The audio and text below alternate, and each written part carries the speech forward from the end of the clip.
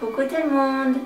Я не могла не сделать видео по этому фильму, потому что он до такой степени французский, стильный и элегантный, что просто-таки уже стал классикой.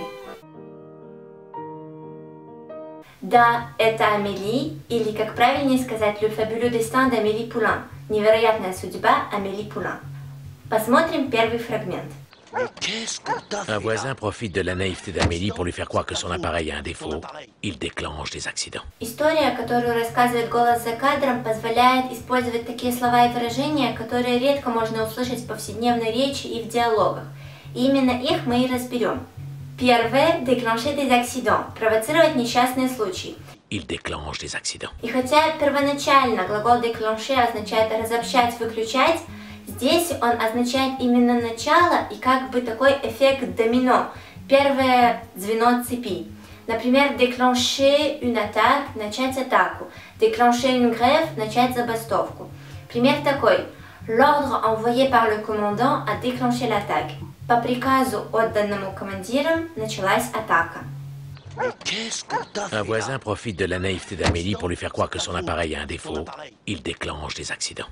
Вторая деталька. Comme elle a pris des clichés tout l'après-midi, un doute affreux l'assaille le soir venu. Что нас здесь интересует? Выражение prendre des clichés. Оно очень красивое и литературное и является аналогом более простого выражения prendre des photos, что значит фотографировать. Хотя клише есть клише, и даже во французском это что-то банальное, избитое и стереотипное. Вот, например, такой пример. C'est tellement cliché de croire que les Français ne se lavent pas. Это до такой степени клише думать, что французы не моются. Comme elle a pris des clichés tout l'après-midi, un doute affreux l'assaille le soir venu. Второй фрагмент поможет скорее страноведчески. Elle aime sa façon délicate de saisir les endives, comme si c'était des objets précieux qu'il devait manipuler avec respect. Амели aime sa façon délicate de saisir les endives. По фильму тоже непонятно, что это за endives такие. Да и перевод не сильно поможет, потому что endive – это эндивий, садовый цикорий. И французы это едят. Вообще, endive au jambon – это ночной кошмар маленьких французов. Это самая endive заворачивается в ветчину и готовится на пару, а потом при подаче поливается сырным соусом.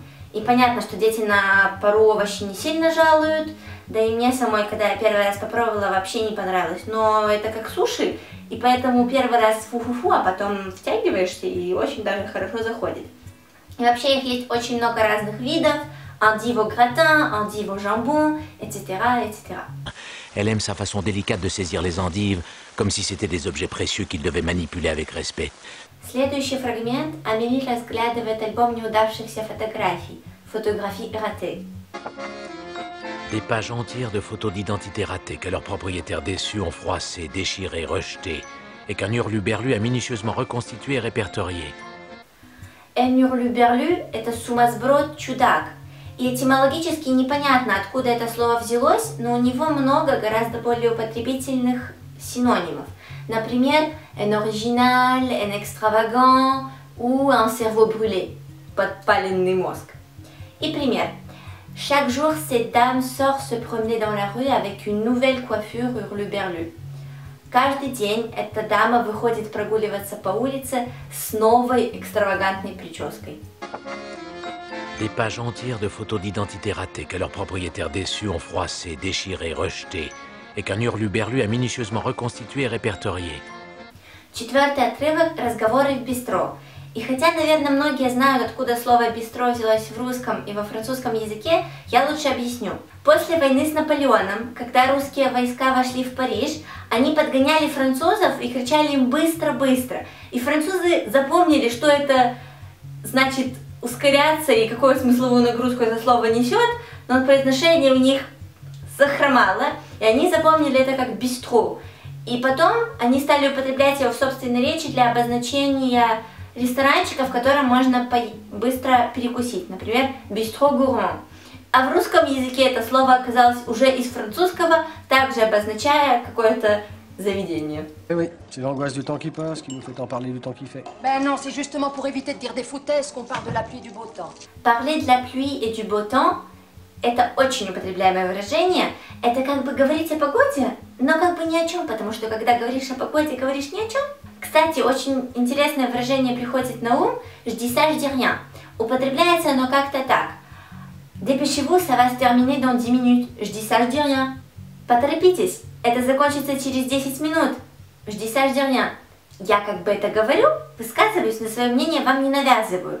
И это je dis ça, je dis rien французы засовывают всегда, везде, по поводу и без, и многих это уже просто раздражает. И вообще это уже просто слово-паразит. Eh oui, c'est l'angoisse du temps qui passe qui nous fait tant parler du temps qui fait. Ben non, c'est justement pour éviter de dire des foutaises qu'on parle de la pluie du beau temps. И последний кусочек на сегодня. Амели читает письма. En attendant, j'espère que tu viendras me rejoindre vendredi soir et que nous pourrons sortir tous les deux. Nous pourrons sortir ensemble tous les deux. Глагол sortir означает выходить, уходить, но здесь он означает именно sortir dehors. Выходить куда-то из дома, выходить в свет. Еще есть такое sortir ensemble, которое означает быть вместе, встречаться. Ils sortent ensemble depuis 2 ans. Они встречаются уже 2 года. En attendant, j'espère que tu viendras me rejoindre vendredi soir et que nous pourrons sortir tous les deux. Сегодня все по Амели, но перед тем, как закончить, повторим все, что выучили. Первое. Déclencher des accidents, спровоцировать аварию. Второе. Prendre des clichés, фотографировать. Третье. Энюрлюберлю, сумасброд, чудак. Четвертое. Parler de la pluie et du beau temps, говорить о погоде, говорить ни о чем. Пятое. Sortir, выходить в свет, sortir ensemble, встречаться, быть вместе. Ну вот и все на сегодня. Учите французский!